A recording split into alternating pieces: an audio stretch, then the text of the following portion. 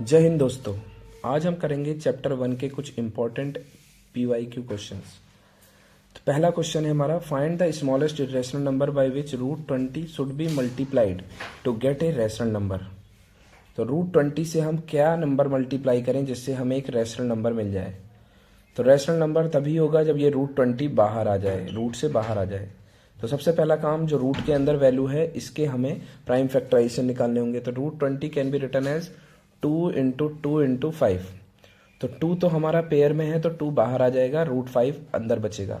तो हमें जो मल्टीप्लाई करना होगा रूट 5 से मल्टीप्लाई करेंगे तभी हमें रैशनल नंबर मिलेगा। तो स्मॉलेस्ट इरेशनल नंबर जिससे हम मल्टीप्लाई करेंगे वो क्या होगा हमारा, रूट 5, क्योंकि रूट 5 हमारा एक इरेशनल नंबर है और इस नंबर को रूट 20 को रैशनल लाने के लिए सबसे छोटा नंबर भी रूट 5 ही है। तो इस क्वेश्चन का हमारा आंसर होगा रूट 5। तो एक रैशनल नंबर जो हमारा स्मॉलेस्ट रैशनल नंबर होगा जो इससे आएगा वो होगा रूट 20, और स्मॉलेस्ट नंबर जिससे हम मल्टीप्लाई कर रहे हैं रैशनल नंबर वो होगा हमारा रूट 5। तो 2 मार्क का क्वेश्चन है ये। 2023 से 25 के बीच के क्वेश्चन हमने लिए हैं, तो उसी में ही क्वेश्चन पूछा गया है। 2 मार्क क्वेश्चन है ये। Next second question, if P and Q are prime numbers. अगर दो प्राइम नंबर्स हमें गिवन है P एंड Q, तो हमें वैल्यू निकालनी है 3P माइनस Q की अगर उनका एलसीएम, इफ एलसीएम इज 221। तो हमें पता है एलसीएम दो प्राइम नंबर्स का उनका प्रोडक्ट ही होता है। तो LCM of 2 prime number is P into Q। तो एलसीएम ऑफ प्राइम नंबर्स होता है P इंटू Q। इसका मतलब P और Q का प्रोडक्ट हमें गिवन है 221।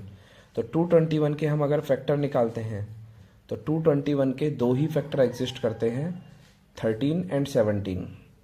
तो 221 के हमने फैक्टर निकाले prime factors, and prime factor of 221 is 13 and 17। अब हमें पता है P और Q में P ग्रेटर देन Q है, तो 13 और 17 में बड़ा कौन, 17, देन P इज 17 और Q हो जाएगा हमारा 13। अब इन दोनों वैल्यू को हम सब्स्टिट्यूट कर देंगे जो हमसे पूछा गया है 3P माइनस Q। तो 3P माइनस Q अगर हम फाइंड करेंगे तो P की वैल्यू पुट करेंगे 3 इंटू P और माइनस Q की वैल्यू 13, P की वैल्यू 17। तो 3 इंटू 17 माइनस 13, तो 51 माइनस 13। तो हमारा सॉल्यूशन जो आंसर आ गया वो आ गया 38। तो ये हो गया हमारा दूसरा क्वेश्चन जो मोस्ट रिलेटेड क्वेश्चन है चैप्टर 1 से। इससे रिलेटेड क्वेश्चन पूछे जाते हैं कभी एलसीएम, डायरेक्ट एलसीएम एचसीएफ या इस टाइप के क्वेश्चन। थर्ड क्वेश्चन हमारा, एचसीएफ दो नंबर्स का हमें गिवन है 40 और एलसीएम उन दोनों नंबर्स का गिवन है 252 इंटू के। तो हमें बतानी है के की वैल्यू। तो एक रिलेशन हमें पता है, एचसीएफ और एलसीएम के प्रोडक्ट का जो रिलेशन होता है वो होता है जो दो नंबर्स होते हैं उनके प्रोडक्ट के बराबर। तो HCF into LCM is equal to product of two numbers. जिन दो नंबर्स का हमें एचसीएफ एलसीएम निकालना है उनका प्रोडक्ट एचसीएफ एलसीएम के प्रोडक्ट के बराबर होता है। एचसीएफ हमें गिवन है 40, एलसीएम हमें गिवन है 252 इंटू के, और जो दो नंबर जिनका एचसीएफ एलसीएम निकालना है वो है हमारे 2520 इंटू 6600। इसको हम सॉल्व करेंगे तो के की वैल्यू हमारी आ जाएगी 2520 इंटू 6000, और जो भी के साथ प्रोडक्ट में है वो हमारा इक्वल टू के दूसरी तरफ जाकर डिवीजन फॉर्म में हो जाएगा। इसे सॉल्व करेंगे हम, के इज इक्वल टू, तो ये हमारा 252 10 से मल्टीप्लाई करके 2520, 4 से सब्स्टिट्यूट कैंसिल करेंगे हम, तो ये हमारा सॉल्यूशन आ गया 1650। तो के की वैल्यू हमारी हो जाएगी 1650। ये भी काफ़ी इजी क्वेश्चन है, बाकी आपको ये रिलेशन याद रखना है, इंपॉर्टेंट रिलेशन है चैप्टर 1 में। नेक्स्ट फोर्थ क्वेश्चन हमने लिया है एमसीक्यू टाइप क्वेश्चन जिसमें पूछा गया है 8 टू द पावर n किस डिजिट से एंड नहीं होती। तो सबसे पहले ये कंसेप्ट हम ध्यान रखना है, हमेशा फैक्टर निकालना है जो भी बेस होगा। तो बेस हमारा अगर 5 होता है तो 8 का फैक्टर जो होगा हमारा, अगर उसमें 5 होता है, बाकी 8 का जो फैक्टर होगा वो होगा हमारा 2 इंटू 2 इंटू 2। तो अगर 5 फैक्टर और 2 फैक्टर मिलते हैं तो हमेशा वो एंड होगा नंबर 0 से। बाकी इसमें जो लास्ट डिजिट हमारी है वो 0 कभी नहीं होगी, बाकी 2 भी होगा, 6 भी होगा, 8 भी होगा। तो last digit will be 0 if and only if, ये इंपॉर्टेंट एक कंसेप्ट है इसका, if and only if factors are 2 and 5।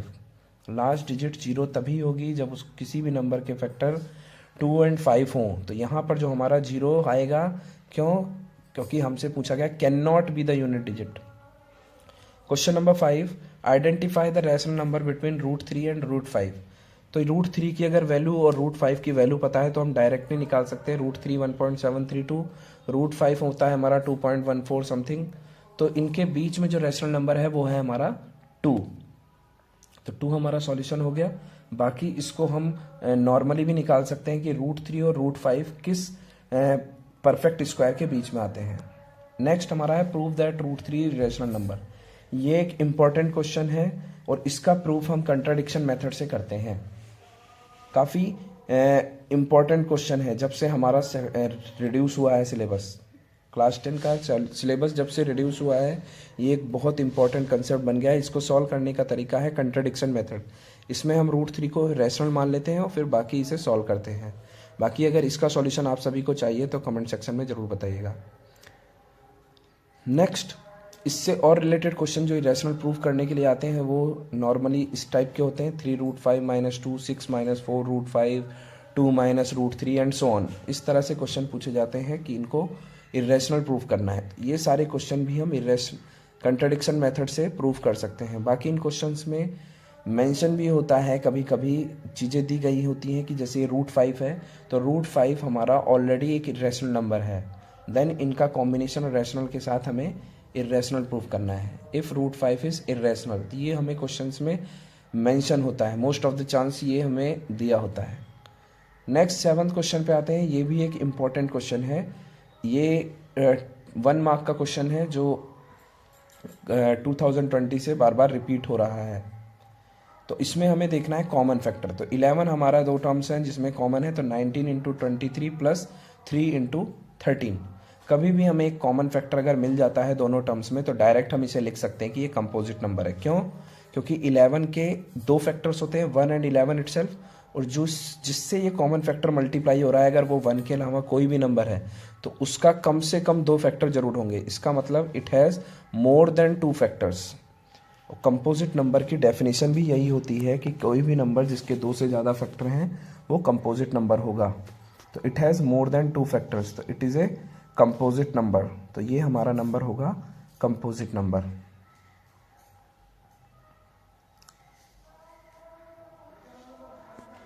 Next 8 number, find LCM of PQ where P is this and Q is this.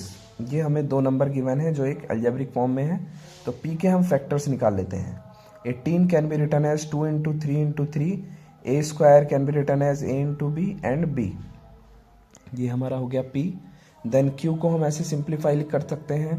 तो 20 का factor 2 × 2 × 5 and A³ A and B² B × B। अब सबसे पहला part है LCM निकालना है, तो common part को एक बार लिखते हैं, बाकी जितनी भी बची चीज़ें हैं उसको हम डायरेक्ट मल्टीप्लाई करेंगे। तो इन दोनों P एंड Q में हमारे जो कॉमन पार्ट हैं वो है 2, then A and 1B, 1A and 1B, 2A is common and 1B common है, तो ये हमारा कॉमन पार्ट आ गया 2A² B। देन जो भी हमारा बचा हुआ पार्ट है उसको हम इससे सिंपली मल्टीप्लाई कर देंगे। 3 × 3 means 9 and 2 × 5 means 10, 1A and 1B।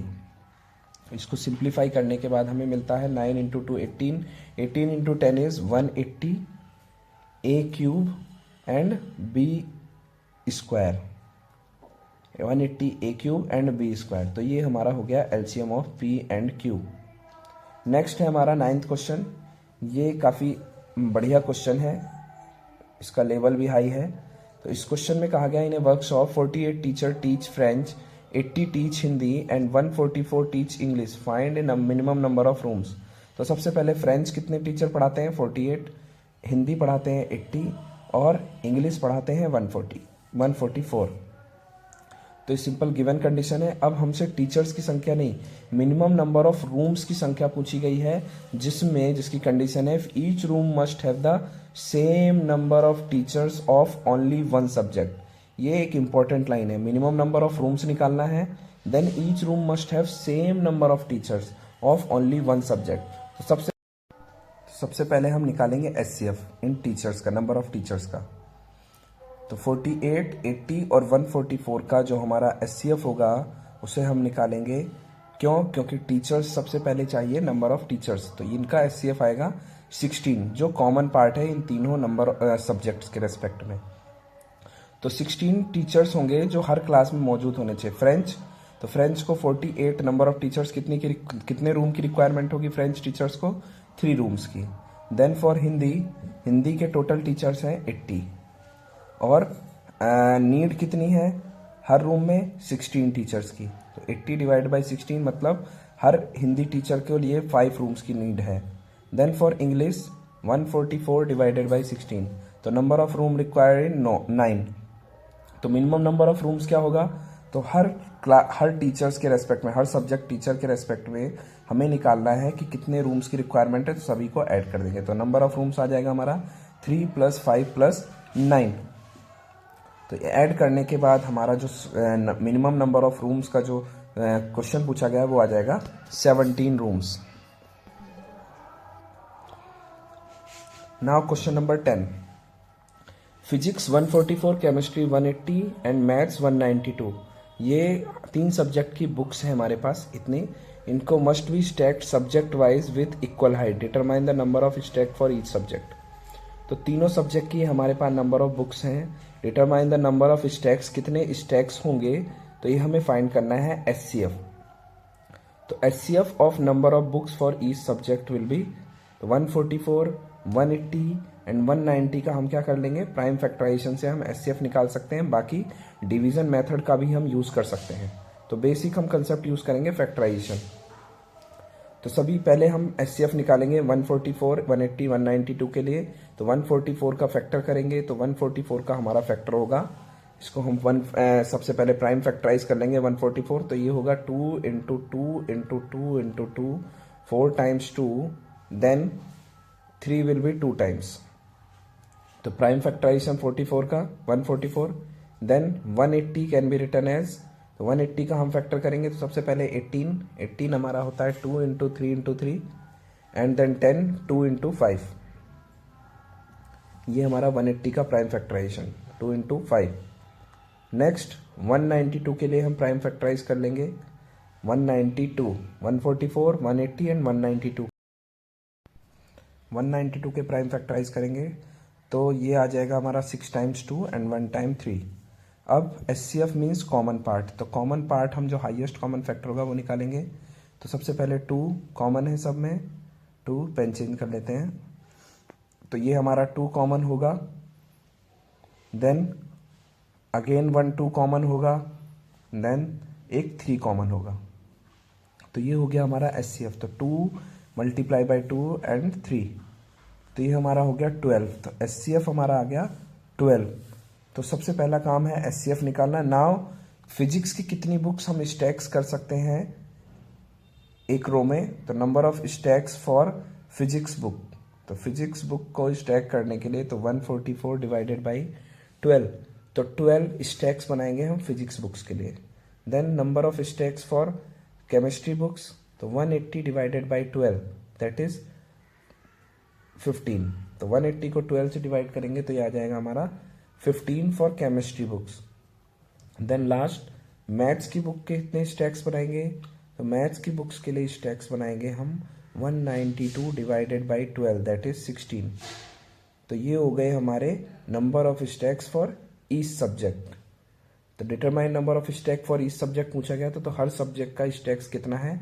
तो फिजिक्स के लिए 12, chemistry 15 and now question number 11। 2 bells 40 minutes और 60 मिनट्स पर रिंग होती हैं। तो after 9 AM when will they ring together again? तो हम इसे सिंपली एचसीएफ निकालेंगे 40 एंड 60 मिनट्स का, जो होगा हमारा 120 मिनट्स। तो 120 मिनट्स मीन्स 2 आवर्स। तो यहाँ हमें सिंपली पूछा गया है कि 9 बजे के बाद ये दोनों बेल्स कब दोबारा साथ में बजेंगी।